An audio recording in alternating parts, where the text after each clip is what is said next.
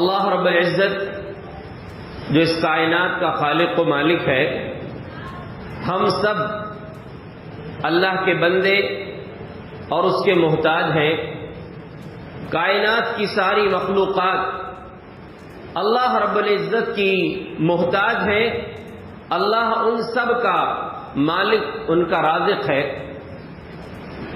خاص طور سے انسان کو ہمیشہ یہ بات یاد رکھنی چاہیے کہ ہماری ہر ضرورت کو، چھوٹی ہو یا بڑی، پورا کرنے والی ذات صرف اللہ رب العالمین کی ذات ہے۔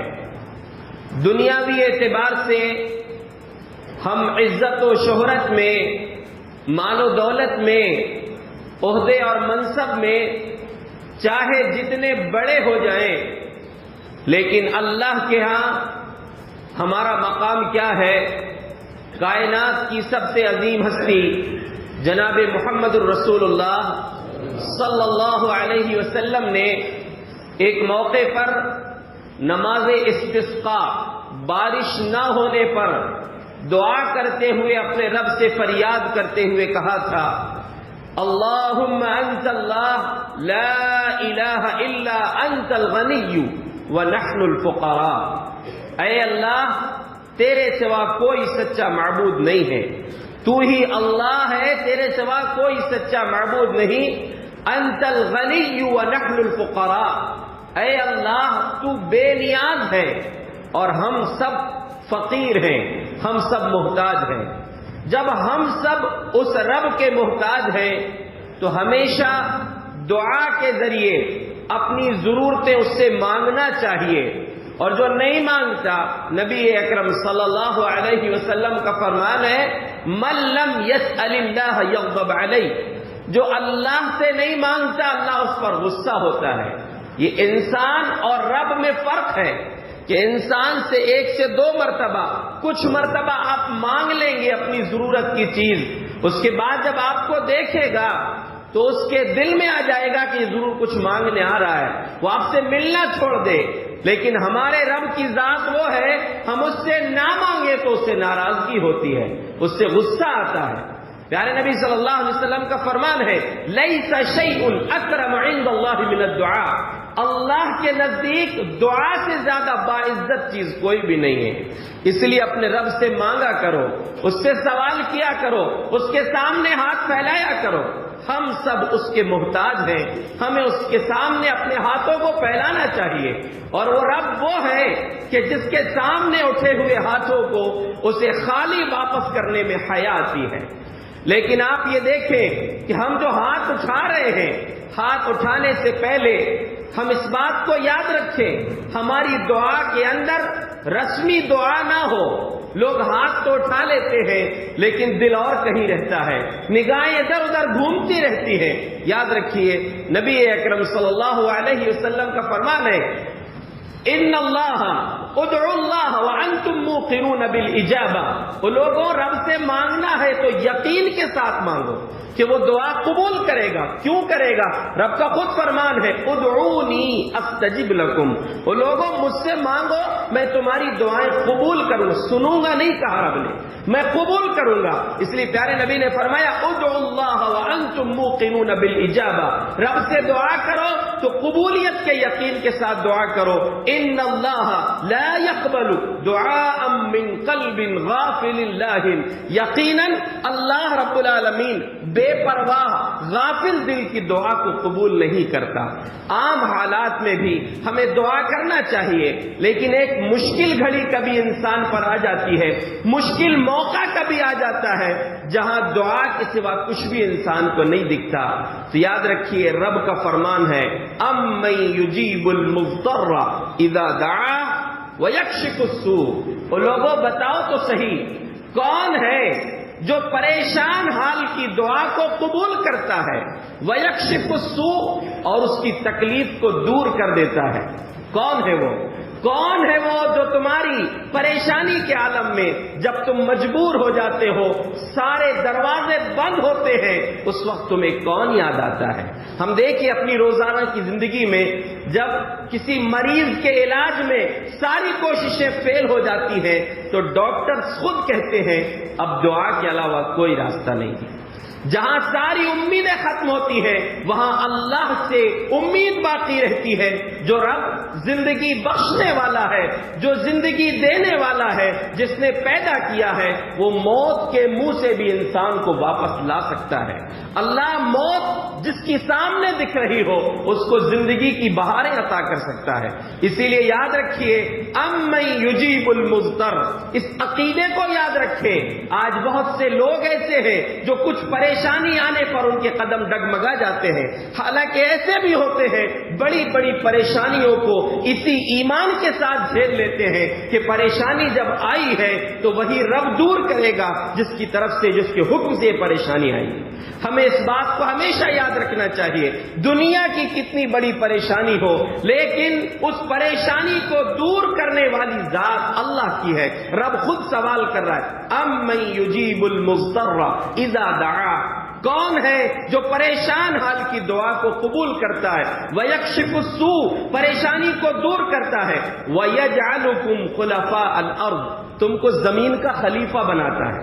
خلیفہ کا مطلب ہے ایک کے بعد ایک آنے والے، جانشین، یعنی ایک نسل کو، ایک قوم کو ختم ہونے کے بعد اللہ دوسری قوم کو، ایک پیڑھی کے ختم ہونے کے بعد دوسری پیڑھی کو اللہ پیدا کرتا ہے. اس نظام کی حکمت یہ ہے سارے انسان ایک وقت میں اگر پیدا ہو جائیں زمین تنگ ہو جائے گی، روزی کمانا مشکل ہو جائے گا، سب ایک دوسرے کی ٹانگ کھینچنے میں مصروف ہوں گے. ویسے بھی مصروف ہیں بہت سے لوگ، لیکن اس کنڈیشن میں زیادہ یہ پریشانیاں ہوتی. اللہ نے کہا وَيَجْعَلُكُمْ خُلَفَاءَ الْأَرْضِ، تمہیں اللہ جانشین بناتا ہے، ایک نسل کے بعد دوسری نسل کو پیدا کرتا ہے. اِلَٰهٌ مَّعَ اللَّهِ، کیا اس اللہ کے ساتھ کوئی اور معبود ہو سکتا ہے؟ اس کو یاد رکھیے، ہمارا رب ہم سے سوال کر رہا ہے اِلَٰهٌ مَّعَ اللَّهِ، لوگوں کیا اس اللہ کے ساتھ کوئی اور معبود ہو سکتا ہے؟ قَلِيلًا مَّا تَذَكَّرُونَ، بہت کم تم نصیحت حاصل کرتے ہو. یہ عقیدہ مشرکین مکہ کے پاس بھی تھا کہ ویسے تو بہت سارے معبودوں کی عبادت کرتے تھے لیکن جب مشکل گھڑی آتی تھی تو وہ اسی اللہ کو پکارتے تھے. عمران بن حسین رضی اللہ عنہ مشہور صحابی ہیں، ان کے والد حسین. نبی صلی اللہ علیہ وسلم نے ایک مرتبہ ان سے پوچھا کم الہن تعبد، کتنے معبودوں کی عبادت کرتے ہو؟ کہا سبعۃ، 7 معبودوں کی. 7 معبودوں کی عبادت کرتے ہیں اور وضاحت کیا ستۃ فی الارض وواحد فی السماء، 6 ان میں سے زمین پر ہیں. 7 معبودوں کی عبادت کرتے ہیں ہم لیکن 6 زمین پر ہیں، 1 آسمان میں ہے. پیارے نبی نے دوسرا سوال کیا من یکشف السوء، ان 7 میں سے پریشانی کو دور کون کرتا ہے؟ قال فی السماء الذی فی السماء، کہا وہ ذات، وہ معبود پریشانی کو دور کرتا ہے جو آسمان پر ہے. یعنی ان کی جو عبادت کر رہے ہیں چھوٹ بھیا معبودوں کی، یہ سب کام کے نہیں ہے. پریشانی جب آتی ہے تو پریشانی کو دور کرنے والی ذات اللہ کی ہے. نبی اکرم صلی اللہ علیہ وسلم نے جب مکہ فتح کیا، آپ جس مکہ سے نکالے گئے تھے، فاتحانہ جب مکہ میں آپ داخل ہوئے، آپ نے حکم کر دیا تھا کچھ مخصوص لوگوں کے نام. حالانکہ فتح مکہ کے دن آپ نے عام اعلان کیا تھا لا تثریب علیکم اليوم اذهبوا انتم الطلقاء، جاؤ تم سب آزاد ہو، لا تثریب علیکم اليوم، آج تم پر کوئی سزا نہیں ہے. لیکن اس سے پہلے کچھ مخصوص نام تھے جو انتہائی خطرناک کرمنل تھے. ان کے بارے میں آپ نے یہ صحابہ سے کہہ دیا تھا کہ اگر یہ لوگ خانہ کعبہ کے پردے میں بھی لٹکے رہیں گے تو ان کو چھوڑنا مت، ان کو قتل کر دینا وہاں پر بھی، کیونکہ وہ انتہائی خطرناک مجرم تھے، بڑے بڑے مجرم تھے. ان میں سے ایک تھے اکرمہ جو اس امت کے فرعون ابو جہل کے بیٹے تھے. یہ بھی انہی میں سے تھے. جب مکہ فتح ہوا، نبی صلی اللہ علیہ وسلم مکہ میں داخل ہوئے تو یہ بھاگ نکلے، مکہ سے بھاگ گئے، سمندر کے سفر میں نکل گئے، کشتی پر بیٹھے. کشتی تھوڑی دور چلنے کے بعد موجوں کی زد میں آ گئی، طوفان کی زد میں آ گئی. جب کشتی ہچکولے کھانے لگی تو کشتی کے ملاح نے، جو کشتی چلانے والا تھا، اس نے کہا کہ اب کوئی بچانے والا نہیں ہے، اب صرف پکارو اسی رب کو جو تمہاری اس پریشانی کو دور کر سکتا ہے.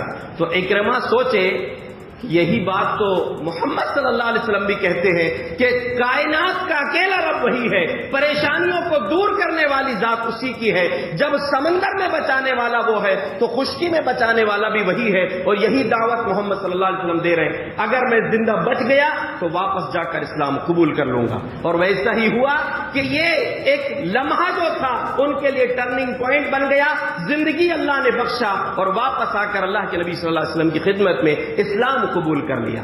یہ عقیدہ دیکھیے یہ کتنا اہم عقیدہ ہے کہ کسی اور سے سن کے دل میں بیٹھا، اب تک تو نہیں آئی تھی دل میں یہ بات، لیکن جب دل میں اتر گئی تو واپس آنے کے بعد پیارے نبی صلی اللہ علیہ وسلم کی خدمت میں آ کر اسلام قبول کر لیا۔ یاد رکھیے کہ مشرکین بھی اس عقیدے کو مانتے تھے، مشکل ترین گھڑی جب آ جائے تو اللہ رب العالمین کے سوا کوئی نہیں بچا سکتا۔ اس لیے مشرکین کی حالت کو رب نے قرآن میں بیان کرتے ہوئے فرمایا کہ کشتی پر سوار ہوتے ہیں، خوشی خوشی کشتی چل رہی ہے، لیکن فَإِذَا جَاءَهُمْ رِيحٌ عَاصِفٌ، اچانک تیز ہوا آتی ہے، طوفان آتا ہے، کشتی طوفان کی زد میں آ جاتی ہے تو سب کہتے ہیں دعوا اللہ مخلصین لہ الدین، اللہ فرماتا ہے وہ سب اللہ کو دین اس کے لیے خالص کر کے پوری سچی نیت کے ساتھ اس عقیدے کے ساتھ کہ پریشانی کو دور کرنے والا وہی ہے، اللہ سے دعا کرنے لگ جاتے ہیں کہ اللہ لئن انجیتنا من هذه لنکونن من الصادقین، اللہ اگر تو نے ہمیں اس مصیبت سے نجات دے دیا تو ہم صحیح معنوں میں سچے ہو جائیں گے، تجھ پر سچا ایمان لے آئیں گے۔ یعنی ان کا عقیدہ یہ تھا کہ پریشانی کے عالم میں اگر بچانے والی ذات کسی کی ہے تو اللہ رب العزت کی ذات ہے۔ آپ یاد رکھیے انبیاء نے اسی رب کو پکارا ہے۔ حضرت ایوب علیہ السلام برسوں کی بیماری کے بعد دعا کیا کی تھی؟ رب انی مسنی الضر وانت ارحم الراحمین، اے میرے رب مجھے تکلیف پہنچی ہے اور تو رحم کرنے والوں میں سب سے بڑا رحم کرنے والا ہے۔ اللہ نے ان کی پریشانی کو دور کیا، جو اہل و عیال ختم ہو چکے تھے ڈبل کر کے اللہ تبارک و تعالیٰ نے ان کو پھر سے عطا کیا۔ حضرت زکریا نے بڑھاپے میں اولاد مانگی تھی، ان کو اللہ نے اولاد عطا کیا۔ ابراہیم علیہ السلام نے بڑھاپے میں اولاد مانگی تھی، آگ میں ڈالے جانے کے وقت رب کو پکارا تھا حسبنا اللہ ونعم الوکیل۔ مچھلی کے پیٹ میں یونس علیہ السلام نے رب کو پکارا تھا لا الہ الا انت سبحانک انی کنت من الظالمین۔ یہ انبیاء کی پکارے ہیں جو اسی رب کو پکارا جن کا عقیدہ بھی یہی تھا، جن کا پیغام بھی یہی تھا کہ لوگوں یاد رکھو کائنات کے اندر بگڑی بنانے والا، اولاد دینے والا، بیماری سے شفا دینے والا، پریشانی کو دور کرنے والا، موت کے منہ سے زندہ نکالنے والا اگر کوئی ہے تو وہ اللہ رب العزت کی ذات ہے۔ یہی پیغام انہوں نے انسانیت کو پہنچایا تھا۔ پیارے نبی جناب محمد الرسول اللہ صلی اللہ علیہ وسلم کے صحابہ جب کوئی بڑی پریشانی آ جاتی تھی تو ان کو یقین تھا ہم دعا کریں گے، ہماری دعا تو ٹھیک لیکن ایک ایسی ہستی موجود ہے جس کے ہاتھ اگر آپ رب کے سامنے اٹھ جائیں تو وہ دعا رد نہیں ہوگی۔ صحابہ کو جب کوئی پریشانی آتی، جب وہ مضطر ہو جاتے، پریشانی کے عالم میں ہوتے، اللہ کے رسول صلی اللہ علیہ وسلم کے پاس آ کر فریاد کرتے، ادھر ہاتھ اٹھتے، ادھر دعا کے کلمات نکلتے، ادھر رب دعا کو قبول کر لیتا، کیونکہ وہی پیغام آپ نے کائنات کی تمام انسانوں تک پہنچانے کی کوشش کی تھی۔ اور یہ صحابہ جو مقدس ترین ہستیاں تھیں اسی نبی کے تربیت یافتہ تھے جن کا ایمان و یقین یہی تھا کہ قبول کرنے والی ذات اللہ کی ہے۔ ابو ہریرہ رضی اللہ عنہ ماں کو اسلام کی دعوت بار بار دے رہے ہیں، بار بار دعوت دیا ہے لیکن وہ انکار کرتی تھی۔ ایک دن ماں کو دعوت دی اسلام کی، انکار تو کیا، ساتھ میں نبی اکرم صلی اللہ علیہ وسلم کی شان میں برے کلمات کہہ دیے، گالیاں دینا شروع کر دی، بری بری باتیں کہنا شروع کر دی۔ ابو ہریرہ روتے روتے نبی اقدس کی خدمت میں پہنچے اور آ کر عرض کیا کہ اللہ کے رسول اب میں اپنی ماں کو بہت دعوت دیا، قبول نہیں کی، لیکن آج اس نے دعوت قبول تو نہیں کی ہے، وہ اسمعتنی فی کا ما اکرہو، اللہ کے رسول آپ کی ذات کے بارے میں ایسی ایسی باتیں اس نے کہہ دی ہے میری ماں نے جس کو میں ناپسند کرتا ہوں۔ قربان جائیے، اپنی ماں کی برائی بیان کرنے کے بعد ابو ہریرہ کا مطالبہ کیا ہے؟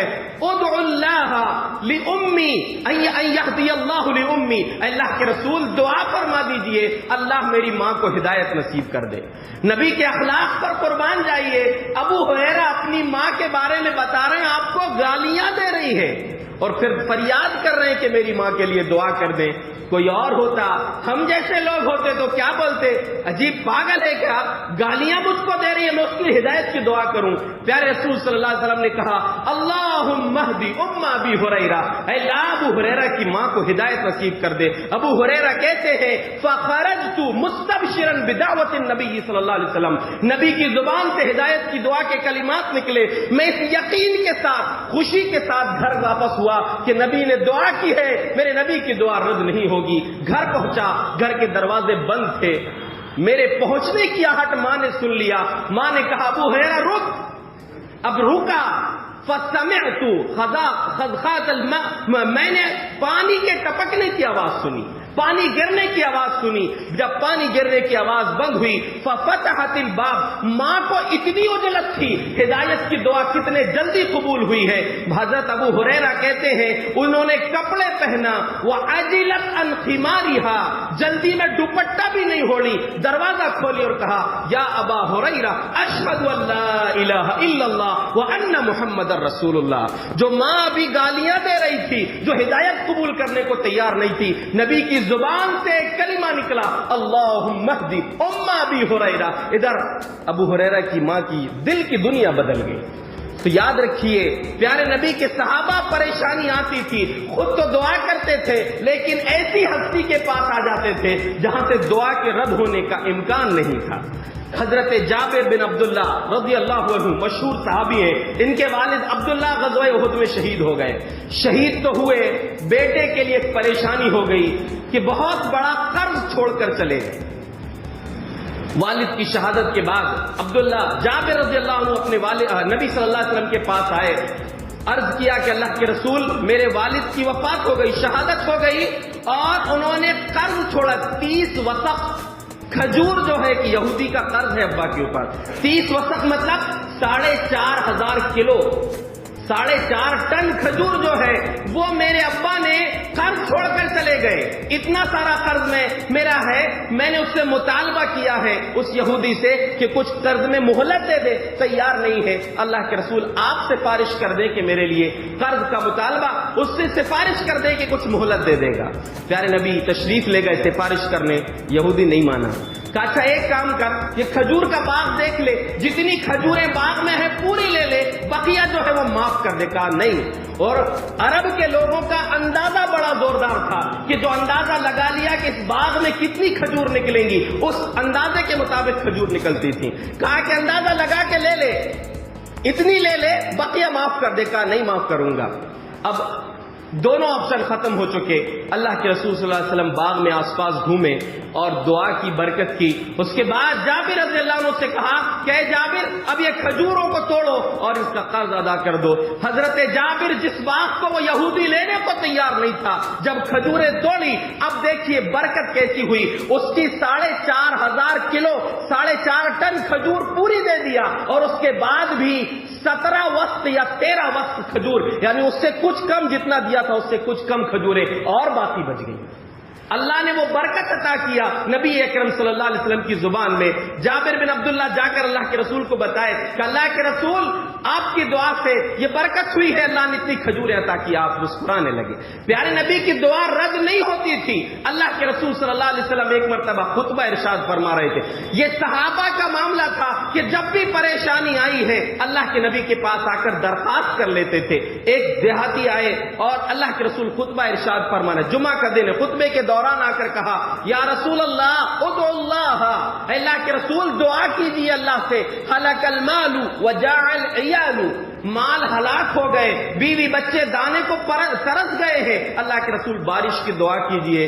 حضرت انس بن مالک کہتے ہیں ادھر اللہ کے رسول صلی اللہ علیہ وسلم منبر پر تشریف فرما ہے، آسمان میں ایک ٹکڑا بھی ابر کا نہیں دکھتا تھا، اچانک ہم نے دیکھا فرفع یدیہ، آسمان کی طرف ہاتھ اٹھے آپ کے، جیسے ہاتھ اٹھے تھے اچانک ابر کے ٹکڑے آ گئے، امثال الجبال، پہاڑوں کی طرح ابر آنے لگے، اور ابھی منبر سے آپ اترے بھی نہیں تھے، فرأیت المطر یتحادر من لحیتہ صلی اللہ علیہ وسلم، ابھی آپ منبر پر ہی تشریف فرما ہے، آپ کی داڑھی مبارک سے پانی کے قطرے ٹپکنے لگے۔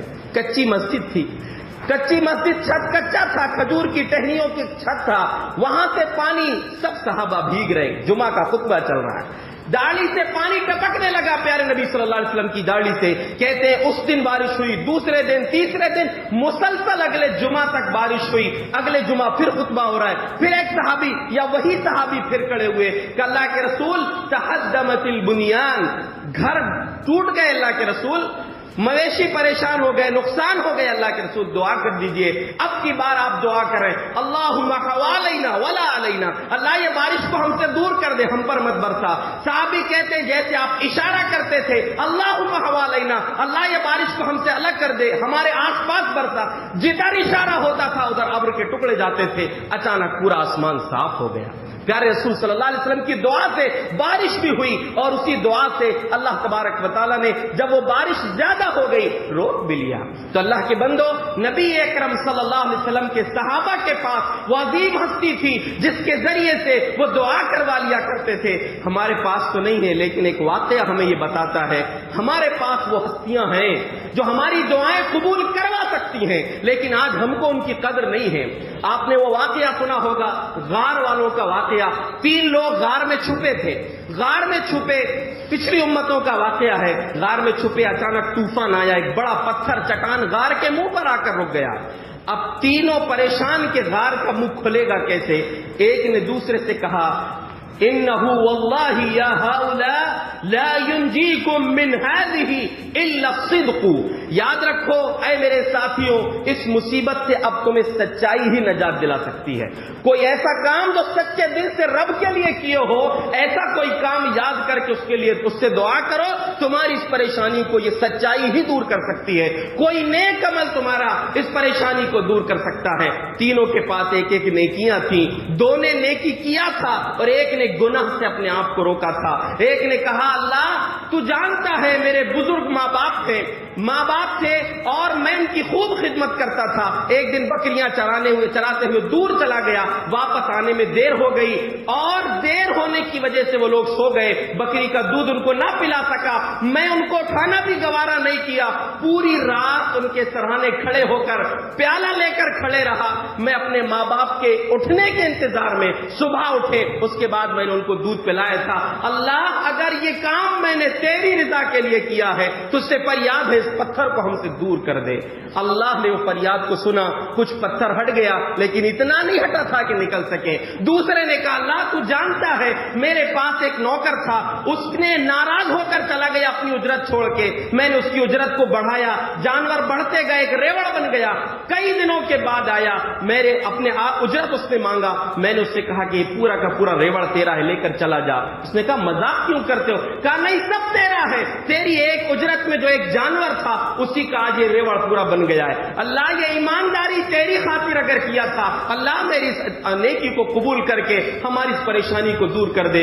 اللہ نے کچھ اور ہٹا دیا۔ تیسرے نے کہا کہ اللہ تو جانتا ہے میرے چچا کی ایک بیٹی تھی، بڑی محبت تھی، اس سے بدکاری کرنے کی چاہت تھی لیکن کبھی تیار نہ ہوئی، ایک دن وہ مجبور ہو کر میرے پاس آئی، کہا کہ 100 دینار چاہیے۔ اس نے جب یہ مطالبہ کیا تو میں نے کہا تھا، کنڈیشن رکھا تھا کہ جب مجھے اپنے آپ کو میرے حوالے کرے گی تب میں تجھے 100 دینار دوں گا۔ مجبور ہو گئی، رو رہی ہے، آنکھوں سے آنسو جاری ہے۔ جب روتے ہوئے اس نے یہ مطالبہ منظور کر لیا، لیکن جب اس کنڈیشن میں پہنچے کیا معاملہ ختم ہونے والا تھا، اس اللہ تیری بندی نے کہا تھا اتق اللہ ولا تفض الخاتم الا بحقها، وہ اللہ کے بندے ڈر جاؤ اس رب سے، ناجائز طریقے سے اب تک یہ کام میں نے نہیں کیا ہے، ناجائز کام میرے ساتھ نہ کر۔ اللہ تو جانتا ہے اس گناہ کے موقع کو، اس گولڈن چانس کو چھوڑ کر میں نے تیرے خوف سے الگ ہٹ گیا تھا۔ اللہ یہ کام اگر تیری رضا کے لیے کیا ہے تو اے میرے رب اس پریشانی کو دور کر دے۔ اللہ نے اتنا ہٹا دیا پتھر کو کہ تینوں نکل سکتے تھے۔ اس واقعے پر غور یہ کریں، ہمارے ماں باپ ہیں، ہم نے اپنے ماں باپ کے ساتھ کتنا اچھا سلوک کیا ہے۔ کبھی ہم بول سکتے ہیں اللہ سے کہ اللہ فلاں موقع پر ماں باپ کا ساتھ میں نے اتنا اچھا سلوک فلاں موقع پر کیا تھا، اللہ میری اس پریشانی کو دور کر دے۔ کیا ہم نے کبھی اپنے نوکروں کے ساتھ ایسا سلوک کیا ہے؟ بہت سے لوگ ایسے ہوتے اسٹیٹ کیا بن گئے، سیدھے منہ اپنے خادم سے اپنے نوکر سے بات نہیں کرتے۔ یاد رکھو جو رب تمہیں سیٹ بنانے پر قادر ہے وہی رب تمہاری کرسی پر اس کو بٹھا سکتا ہے۔ جس نے قارون کے خزانے کو دھسا دیا، میری اور آپ کی دولت کا کیا اوقات ہے؟ اس لیے اللہ کے بندو اپنے خادموں سے اچھا سلوک کرو، ان کے ساتھ بہترین نرمی سے بات کرو۔ کبھی سوچا آپ کے آبا و اجداد بھی کہتے، جو سیٹ ہیں، میں آپ سے یہ کہنا چاہتا ہوں جن کو اللہ نے دولت سے نوازا ہے، کبھی سوچو آپ کے والد صاحب کہتے تھے، آپ کے دادا کہتے تھے، چھوٹے سے کاروبار سے شروع کیے تھے، اللہ نے ان کو برکت دیا، آپ کو برکت دیا، آپ اس مقام پر پہنچ گئے، اس پر اترانے کی ضرورت نہیں ہے۔ اپنے خادموں کے ساتھ اچھا سلوک کرو۔ گناہ کے چانس آج کتنے ہیں، راستے کھلے ہوئے ہیں، لیکن ان کھلے ہوئے راستوں کے باوجود بھی ہم گناہ سے بچ جائیں، ہمارے لیے راستہ ہے۔ اور یاد رکھیے پیارے نبی صلی اللہ علیہ وسلم کا فرمان ہے، جن لوگوں کی دعا رد نہیں ہوتی ان میں سے ایک دعا ہے دعوت الوالد لولدہ، ماں باپ کی دعا اولاد کے حق میں قبول ہوتی ہے۔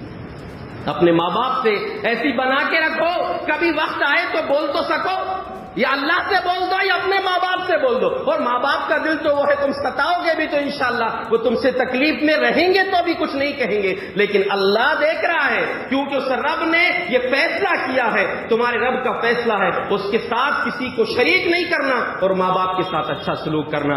اور ایک اہم بات یہ بھی ہے کہ اگر یہ کر سکتے ہو تو یہ بھی کرو، اور دعا مانگی نہیں جاتی، دعا لی جاتی ہے۔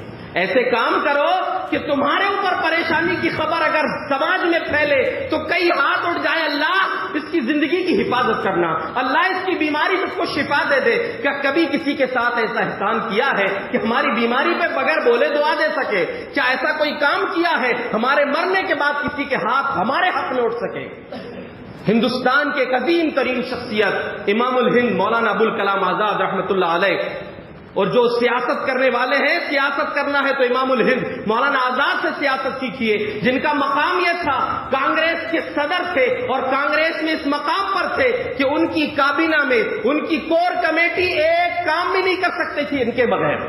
کوئی مشکل میں الجھ جاتے تھے تو مولانا آزاد ہی اس مشکل کو حل کرتے تھے۔ وہ مقام انہوں نے رکھا تھا، اپنی عزت کو بنا کے رکھی تھی۔ جب ہندوستان پاکستان کی تقسیم کے بعد بہت سی مسجدیں ایسی تھیں جو مسجدیں لوگوں نے قبضہ کر لیا تھا، لوگ اس میں آباد ہو گئے تھے، گھر بنا لیے تھے، سکھوں نے، غیر مسلم بھائیوں نے، امام الہند مولانا آزاد رحمۃ اللہ علیہ نے ان مسجدوں کو آزاد کروا کے آباد کروایا تھا۔ آج تو لوگ چھوٹے سے پد کو حاصل کرنے کے لیے، پارشد اور ادھیکش اور یہ وہ بننے کے لیے کیا کیا کر بیٹھے، اور جیتنے کی خوشی اتنی کہ نہ جانے دنیا کے بادشاہ بن گئے ہو۔ ناچ گانے ڈھول تماشے، ننگے ناچ رہے، شرٹ اتار کے ناچے، پہنی بھی اتار لیے ہوتے، اچھی خوشی، زیادہ خوشی تھی، سب کچھ کر لیے ہوتے۔ اگر سیاست کرنا ہے تو ایسی پاکیزہ اچھی سیاست کرو، یہ گندی سیاست کرنے کی کیا بات ہے؟ ایسی بالکل گھٹیا حرکتیں سیاست میں آ گئے، کیا مل گیا؟ کون سی بڑی کامیابی مل گئی؟ اور یہ یاد رکھو، سیاست کرتے ہوئے لوگوں کے کام آؤ۔ مولانا آزاد رحمۃ اللہ علیہ ایک انسان کی فکر کرتے، ضرورت مندوں کی فکر کرتے تھے۔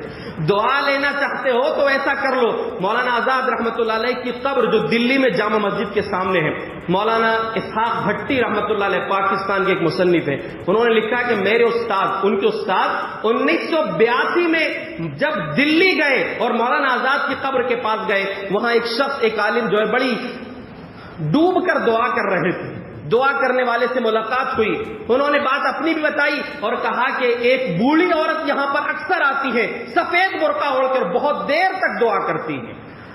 ابھی بات چلی رہی تھی کہ وہ بوڑھی عورت آنے لگی، کہا دیکھو یہی آ رہی ہے، کہا کہ یہ بہت دیر تک مولانا آزاد کی قبر میں کھڑے ہو کر دعا کرتی ہیں، گھر سے نہیں کرتی، قبر میں آ کر۔ کہا کہ آپ کی مولانا آزاد سے رشتہ داری کیا ہے؟ کہا کوئی رشتہ داری نہیں ہے۔ تو کہا پھر اتنی لمبی دعا کیوں کرتی ہو؟ کہا بات یہ ہے کہ جب 47 میں ملک آزاد ہوا، اس کے بعد جب ہندوستان پاکستان کی تقسیم ہوئی تو بہت سارے لوگ جو پریشان حال تھے مولانا آزاد رحمۃ اللہ علیہ کے گھر میں آ کر پناہ لیے تھے، پورا ہجوم تھا، ان میں سے ایک میں بھی تھی۔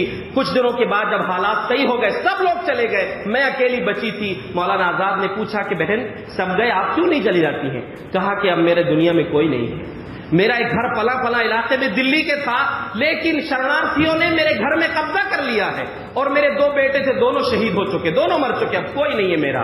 مولانا آزاد نے مجھے کوشش کر کے گھر دلوایا، میرا نام پتہ لکھا، ہر مہینے کی پہلی تاریخ کو میرے گھر راشن آتا تھا، کچھ پیسے آتے تھے جو مولانا آزاد بھیجتے تھے۔ 1958 میں مولانا آزاد رحمت اللہ علیہ کا انتقال ہو گیا۔ 1958 سے 1982 24 سال کا عرصہ ہے۔ 24 سال بعد وہ عورت قبر میں آ کر دعا کر رہی ہے۔ کیوں کر رہی ہے؟ کہ اس ایک بیوہ، اس پریشان حال کی مدد ان مشکل حالات میں مولانا آزاد رحمت اللہ علیہ نے کیا تھا۔ اور اگر آپ اچھی نیت سے کام کرو گے تو غیر بھی آپ کے ساتھ آ جائیں گے۔ مولانا آزاد کا 1958 میں جب انتقال ہوا، یہ کہتی ہیں میں پریشان ہوئی کہ اب کیا ہوگا۔ کچھ دن گزرے تھے، پہلی تاریخ جب آئی تو پھر سے وہی سامان، وہی پیسہ میرے گھر پہنچ گیا۔ تعجب ہوا کہ کون بھیجا ہے، لانے والے سے پوچھا تو کہا کہ مولانا آزاد رحمت اللہ علیہ کے انتقال کے بعد پنڈت جواہر لال نہرو نے جو اس وقت کے پرائم منسٹر تھے، وہ لسٹ دیکھی تھی، وہ ڈائری دیکھی تھی جس میں مولانا آزاد نے نام لکھا ہوا تھا۔ ایسا صرف آپ کو نہیں، بہت سے لوگوں کو دیتے تھے۔ ان کے انتقال کے بعد پنڈت جواہر لال نہرو نے پھر سے یہ راشن شروع کیا ہے کہ سامان آپ کو مل رہا ہے۔ سوچئے برسوں گزر گئے اور اس کے بعد بھی کتنا زندہ رہی ہوں گی۔ دعا گھر سے نہیں کر رہی ہے، رسمی دعا نہیں کر رہی ہے، قبر میں آ کر بہت دیر کھڑے ہو کر دعا کر رہی ہے۔ کیوں؟ ایک مشکل گھڑی میں کام آئے تھے۔ ہمیں بھی کوشش کرنا چاہیے، ہم ایسے وقت کے لیے کچھ تیاری کریں اپنے لیے کہ ہم جب برے وقت میں ہو، مشکل وقت میں ہو تو ہم اللہ سے کچھ بول تو سکے، ہمارے حق میں کوئی ہاتھ توڑ سکے، ہمارے مرنے کے بعد کوئی ہم سے ہمارے لیے دعا تو کر سکے۔ باتیں بہت ہیں لیکن وقت مکمل ہو چکا، اس لیے اللہ کے بندو میں صرف آپ کو یہی پیغام دینا چاہ رہا ہوں، امن یجیب المضطر، یاد رکھو پریشان حال کی دعا کون سنتا ہے؟ اللہ۔ اور اپنے پاس ایسے کچھ راز چھپا کے رکھو، ایسے کوئی پوشیدہ کام کر کے جاؤ کہ آپ اگر ضرورت پڑے تو دنیا میں اللہ سے کہہ سکو، ضرورت پڑے آخرت میں جب آپ کا نامہ اعمال کھلے تو وہ راز والے نیکی کے کام ہوں، آپ کے دنیا کے جانے کے بعد آپ کے لیے کوئی مغفرت کی دعا کر سکے، آپ کی پریشانی کی خبر جب پھیلے تو لوگ آپ کے لیے شفا کی، آپ کی پریشانی سے نجات کی دعا کر سکے۔ اللہ سے دعا ہے اللہ رب العزت ہمیں جو باتیں ہم نے کہا اور سنا اس کو سمجھ کر عمل کرنے کی توفیق عطا فرما۔ اللہ رب العزت ہمیں اپنے لیے ہی نہیں بلکہ دوسروں کے لیے جینے کی توفیق عطا فرما۔ اللہ رب العالمین ہمیں دوسروں کے کام آنے کی توفیق عطا فرما۔ اللہ ہمیں اسی ایمان پر کہ ہم ہماری پریشانیوں کو دور کرنے والی ذات، ہماری دعاؤں کو سننے والی ذات صرف اللہ کی ذات ہے، اسی ایمان پر ہمیں زندہ بھی رکھ اور اسی پر خاتمہ نصیب فرما۔ آمین۔ وآخر دعوانا ان الحمدللہ رب العالمین۔